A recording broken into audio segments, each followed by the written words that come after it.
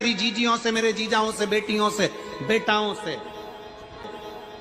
मंजिल तक पहुंचने के लिए पांव की जरूरत होती है और शंकर तक पहुंचने के लिए भाव की जरूरत होती है।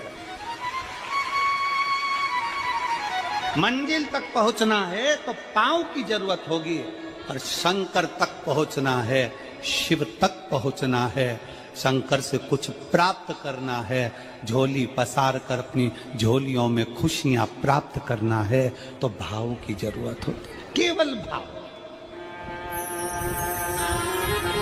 अब कितने धनपति हैं, कितने करोड़पति हैं, कितने सत्तापति हैं, कितने वैभवपति हैं, कितना आपके पास में वैभव है, कितना धन है, कितनी संपदा है, वो कोई मायना नहीं रखता। आपका भाव कितना है, शंकर जी के प्रति आपका दिल कितना है, भगवान शंकर के प्रति आपका भाव कितना है, वो देखा जाए।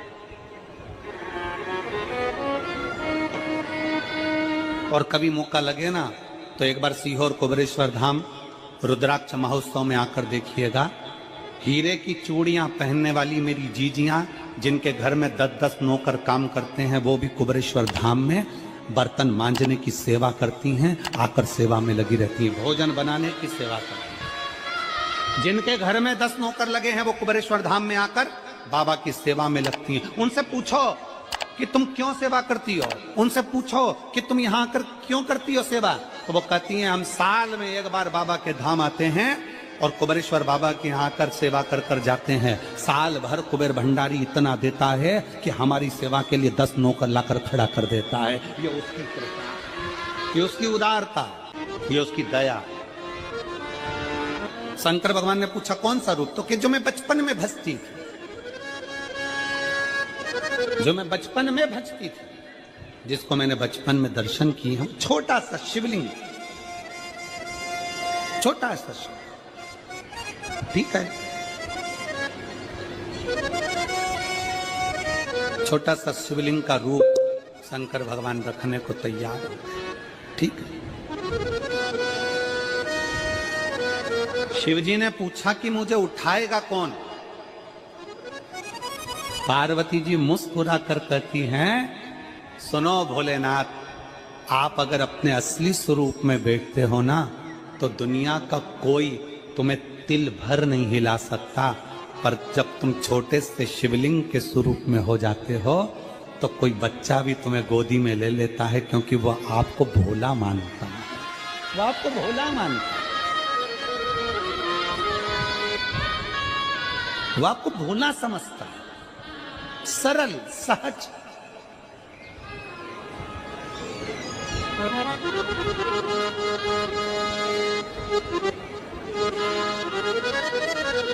बहुत बड़ा दर्शन का फल है। शंकर भगवान की मूर्ति से दर्शन करने से ज्यादा बड़ा दर्शन का फल है शिवलिंग का दर्शन करना। स्वप्न में शंकर भगवान की मूर्ति को देखना, जटाजूट बांधे हुए शंकर जी को देखने से बड़ा फल है शंकर के शिवलिंग का स्वप्न में दर्शन करना। अगर सपने में किसी को शंकर का शिवलिंग दिखता है, सपने में कोई अपने घर से पानी चढ़ाने शंकर को जा रहा है, मैं लोटा भर के जल चढ़ा रही हूं, सपने में दिख रहा। और कई कई ऐसे भी होते हैं जिनको सपने में दिखने की जगह वो सपने में चल भी देती है।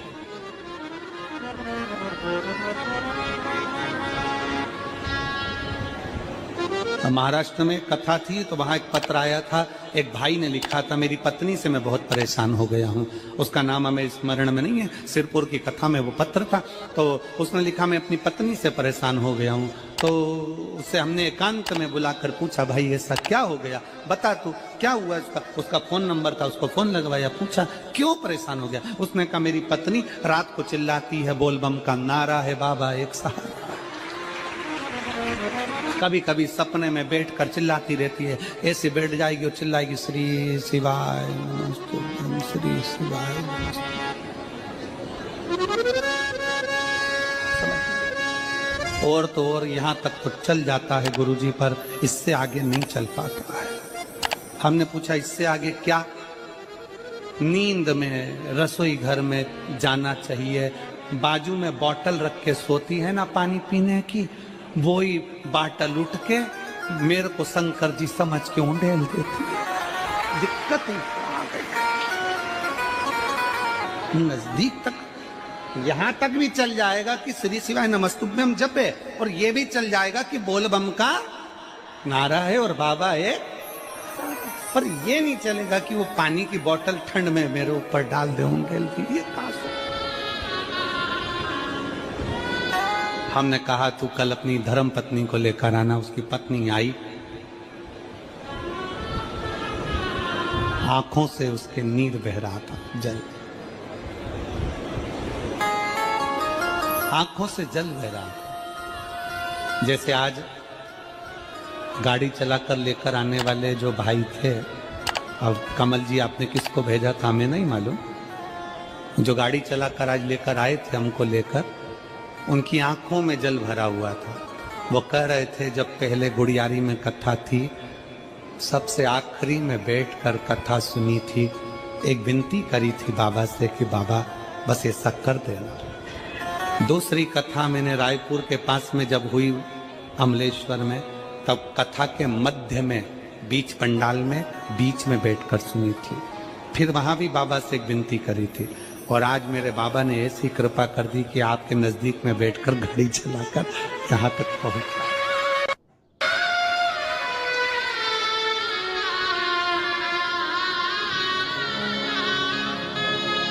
शिव कृपा।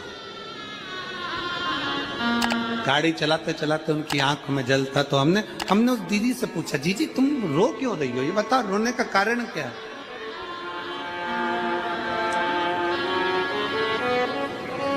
कहने लगी गुरुजी आपका इतनी नजदीक से दर्शन हो गया। हमने कहा जीजी एक बात सुन, आज बड़ी प्रसन्नता से कहते हैं कि किसी गुरु का दर्शन जब होता है तो आंखों से नीर बहता है।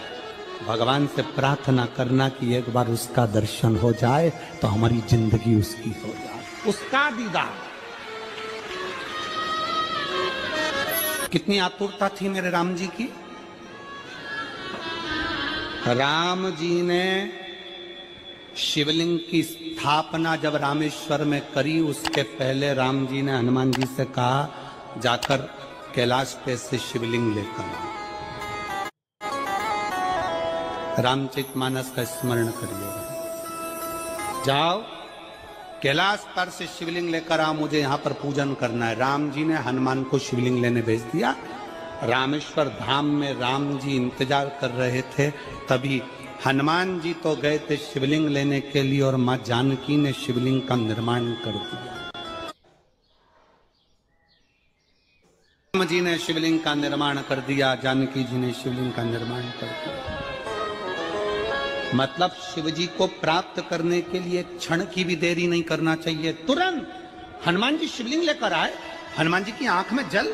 हनुमान जी बोले प्रभु, हनुमान जी बोले नाथ मेरे को शिवलिंग लेने भेजा था और मैं शिवलिंग लेकर आया, उससे पहले आपने रामेश्वर धाम की स्थापना कर दी। अब मेरे शिवलिंग का क्या होगा जो मैं लेकर आया? राम जी मुस्कुराकर बोले, रे हनुमान, शंकर के शिवलिंग की पूजन में तो देरी करना ही नहीं चाहिए। जैसा बन जाए वैसा बना लो, जैसी पूजन हो जाए वैसी कर लो, जैसी आराधना हो जाए वैसी कर लो। तो मेरे शिवलिंग का क्या होगा? राम जी ने कहा चिंता मत करो हनुमान, इस शिवलिंग को मैं ले जाकर स्थापित करता हूँ। एक शिवलिंग हनुमान जी महाराज का स्थापित करा, एक शिवलिंग सीता जी के हाथ का राम जी ने स्थापित करा। जो सीता जी के हाथ का स्थापित करा वो रामेश्वर शिवलिंग हुआ, और जो हनुमान जी के हाथ का स्थापित किया वो हनुमतेश्वर शिवलिंग हुआ, जो आज भी रामेश्वर में विराजमान। भगवान राम जी ने कहा, सुनो हनुमान, जो रामेश्वर का दर्शन करने के लिए आएगा, रामेश्वर बाबा पर जल चढ़ाएगा, गंगोत्री से जल लेकर यहाँ पहुंचेगा, और गंगा जल जब वो रामेश्वर भगवान को चढ़ाएगा, रामेश्वर भगवान को चढ़ाया हुआ बड़े भाव से थोड़ा सा जल जब तक वो हनुमतेश्वर को नहीं चढ़ाएगा, तब तक उसके 12 ज्योतिर्लिंग की यात्रा पूर्ण नहीं होगी। हनुमतेश्वर ज्योतिर्लिंग पर भी शिवलिंग का रूप धारण करे शंकर जी विराजमान। भगवान के स्वरूप से बड़ा शिवलिंग, और जितना पूजन का मौका मिल जाए, कोई कह देना हमसे कोई कह दे किसी के यहाँ जाओ और कोई कह दे कि गुरुजी हमारे घर के मंदिर का दर्शन करिए, सबसे बड़ी खुशी हमारे जीवन की। ऐसा लगता है अंदर फुलझड़ियां फूट गई, उसमें भगवान शंकर का दर्शन होगा, उसमें लाडले ठाकुर का दर्शन होगा, उसमें उनकी कुल देवी का दर्शन होगा, उसमें देवता का दर्शन होगा। परिवार से मिलेंगे बाद में, पहले मिलो अंदर विराजमान शिव से। कई बच्चे गले में रुद्राक्ष पहने रहते हैं ना, कई बच्चे, कई बेटियां, कई माताएं अपने गले में रुद्राक्ष पहनी रहती हैं, कई मेरे भाई अपने गले में रुद्राक्ष पहने रहते हैं। और बच्चे के गले में जब रुद्राक्ष का दर्शन होता है तो ऐसा लगता है कि शंकर इसके साथ कदम से कदम मिलाकर चल रहा है। पहले हम उस रुद्राक्ष को नमन करते हैं। जिसके गले में रुद्राक्ष होता है पहले हम उसको नमन करते हैं, क्योंकि उसके गले में शंकर स्वयं विराजमान है, शिव उसके साथ चल रहा है। में शंकर स्वयं विराजमान है, शिव उसके साथ चल रहा है।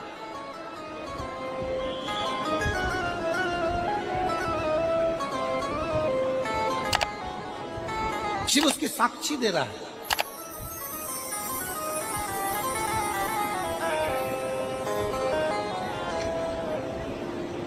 शंकर कृपा करने वाला दयालु दातार, उसकी उदारता, उसकी करुणा। एक पत्र है,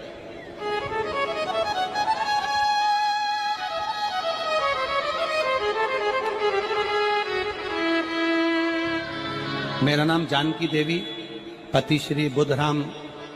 शिव के अधीन होकर, शिव के अधीन, शिव की शरणागति ग्रहण करता शंकर की, हम शिव के अधीन होकर क्या देगा शिव, क्या प्रदान करेंगे भगवान शंकर।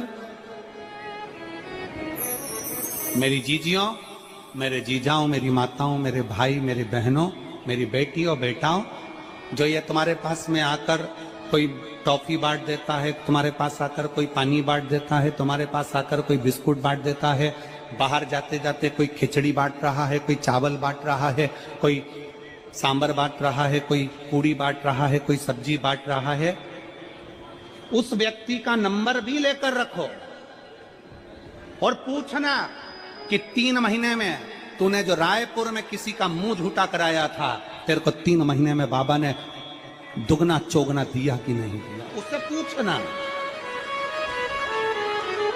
कि उसने प्रदान किया कि नहीं किया। वो शिव है,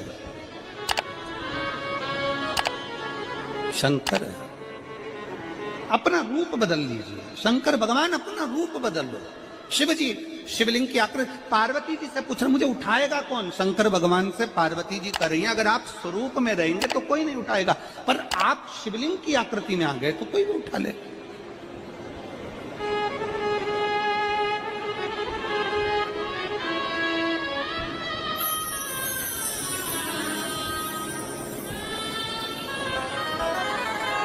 अपने बाप के घर, अपने पिता के घर, अपने पिता के घर, अपने बाबुल के घर, अपने पिता के घर, अपने बाप के घर,